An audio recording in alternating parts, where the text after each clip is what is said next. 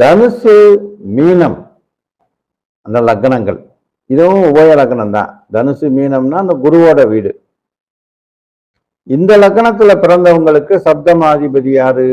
அதாவது 7ஆம் அதிபதி புதனா வருது. லக்னாதிபதி குருவும் அந்த 7ஆம் அதிபதி புதனும் இந்த ரெண்டுக்குமே உறவு நிலை சுமூகமாய் இல்லாம தான் இருக்கும். காரணம் இந்த ரெண்டுமே ஒண்ணுக்கு ஒண்ணு பாதகாதிபதி கணக்குல வந்துடும். அந்த மாதிரி இருக்கும். அதனாலேயே பொதுவா அவங்களுக்கும் திருமணம் தாமதமாத்தான் முடியும். சிலருக்கு திருமணம் சீக்கிரமா நடந்துருச்சுன்னு வச்சுக்கோங்களேன், அவங்களுக்கு புத்திர பாக்கியம் தடைபடும்.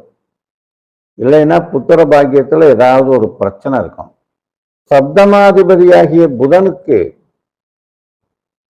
பகை கிரகங்களுடன் சேர்ந்திருந்ததுன்னு வச்சுக்கோங்க, அதுவும் திருமணத்தை காலதாமதமாகவே முடிக்க வைக்கும்.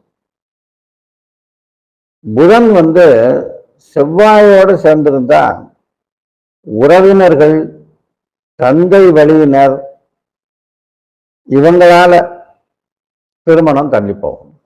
அவங்களே ஏதாவது ஒரு காரணத்தினால டிலே பண்ணி விட்டுருவாங்க. இந்த புதன் குருவுடன் சேர்ந்திருந்ததுன்னு வச்சுக்கோங்க, அந்த மாதிரி இணைஞ்சிருச்சுன்னா சிலர் ஊமையாவே இருக்கக்கூடிய வாய்ப்பு இருக்கு. கட்டுக்கடங்காத மன எழுச்சி இருக்குமா, அதனால மூளை பாதிக்கப்பட்டு அந்த ஒரு நிலையையும் சில பேருக்கு பார்க்கலாம். அதனால இதனாலையும் அவங்க திருமணம் தடைபடும்.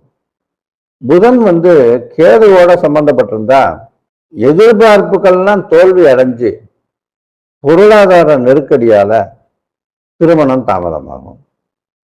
இந்த மாதிரி அமைப்புடைய சிலர் இப்படி ஒரு சில காரணத்தினாலேயே பேசாம ஆன்மீக வழியிலேயே போயிடுவாங்க.